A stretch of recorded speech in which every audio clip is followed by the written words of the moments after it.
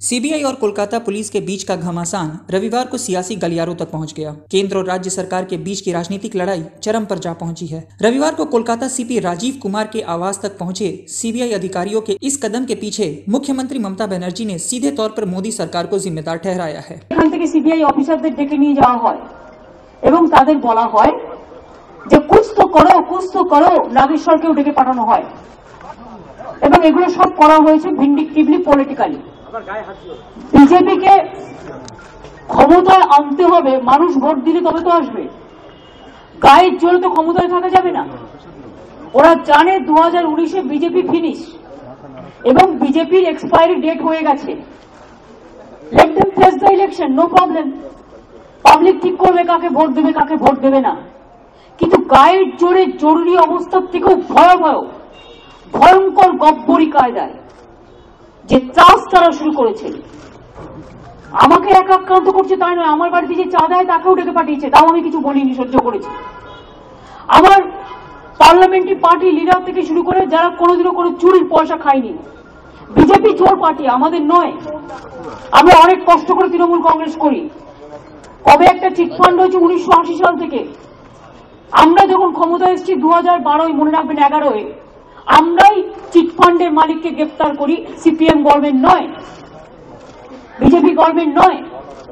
এবং তারপরে আমরা একটা সিট তৈরি করে 300 কোটি টাকা আমরা প্রায় ফেরত দিই যারা গরিব মানুষ তাদের। গভর্নমেন্ট একটা যে কোনো স্টেট গভর্নমেন্ট, সেন্ট্রাল গভর্নমেন্ট তার যেমন এজেন্সি আছে, স্টেট গভর্নমেন্টেরও এজেন্সি আছে। স্টেট গভর্নমেন্ট সিট তৈরি করেছে অ্যাকচুয়ালি এদের অ্যারেস্ট করবার জন্য, যারা ক্রিমিনাল, যাদের কানেকশন আছে, এবং মানুষের টাকা ফেরত দেওয়ার জন্য। আমরা একটা জুডিশিয়াল কমিশনও করেছিলাম, শ্যামল ব্যানার্জি কমিশন। তারপরে সুপ্রিম কোর্টে গিয়ে একটা কেস করে, কংগ্রেসিরা তখন ছিল, কংগ্রেসিরা একটা কেস করেন, কংগ্রেস সিপিএম মিলে, যে 2011 থেকে তদন্ত হোক, 2010 থেকে তদন্ত হোক। মানে 1980 সাল থেকে তদন্তটা বাদ, যে সিপিএম ওদের নিয়ে এসেছিল বা যারা নিয়ে এসেছিল তাদের বিরুদ্ধে কোনো তদন্ত হয়নি। 2012 সালে অ্যারেস্ট করবার পর যখন আমরাই অ্যারেস্ট করে তদন্ত করতে শুরু করি, 2013 সালে পঞ্চায়েত ইলেকশনের সময় একটা কোর্টে কেস হয়। কোর্টের অর্ডার হয় তখন চিটফান্ড গুলো তোমরা ব্যবস্থা নাও, সিবিআই কে দেয়। আজকে কোন সাল? আজকে 2019 সাল। 5 বছর হয়ে গেছে, 5 বছর হয়ে গেছে। যেই একটা করে ইলেকশন আসে, 2014 election, 2013 panchayat election, 2016 assembly election, আবার 2019 লোকসভা ইলেকশন আসছে। টোটাল চিট ফান্ডের নাম করে যেখানে পাচ্ছে ঢুকছে, যাকে ইচ্ছা ঢুকছে। কারো যোগাযোগ না থাকলেও ডেলিভারেট ল্যাঙ্গুয়েজ লিখছে লার্জার কনস্পিরেসি। আর I am sorry to say, Doval, mister Doval, যিনি এনএসএর চার্জে আছেন, তিনি হচ্ছেন সিবিআই এর টোটাল পিএম নরেন্দ্র মোদী যা বলে দিচ্ছেন সেটাকে ইমপ্লিমেন্ট করছে মিস্টার দোভাল। এটা কারেক্ট নয়, উনি বলুন। আমরা সবকিছু খবর রাখি, জানি। এবং Doval is giving instruction to CBI, এই করো, ওই করো, সেই করো।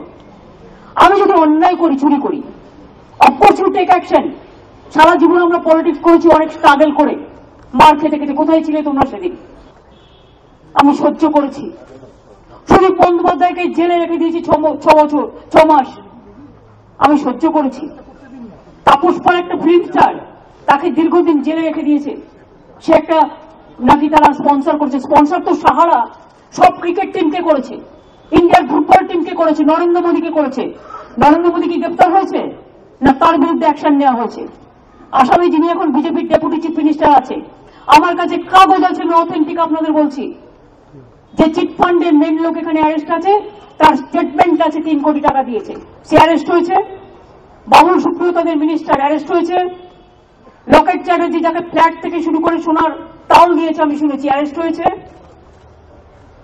বলুন আপনারা আমাকে, পিসিপিএল একেবারে ফাইন্যান্স মিনিস্টারের ঘরের সামনে, যেটা আজকে দিল্লিতে বিদ্রোহ হয়েছে, এখানে মাত্র অল্প কিছু টাকা, আর ওখানে হচ্ছে প্রায় 50,000 কোটি টাকার উপরের টাকা, কিচ্ছু হয়নি।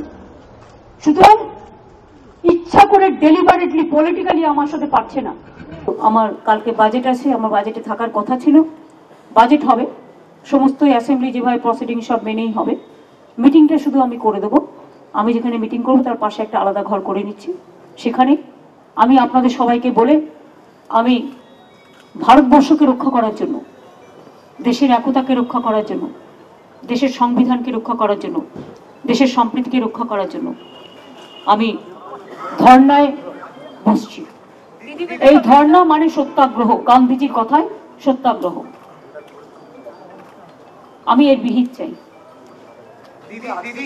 Just it is a forceful instruction from the central or Narendra Modi and Amit Shah. No search warrant, nothing. Nothing. They cannot destroy the institution.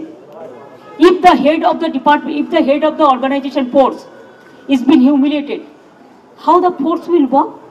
I will ask all the police forces, even including CISF, BSF, Army, CRPF, all the forces, including all the state forces, please be together and condemn this attitude of Narendra Modi government.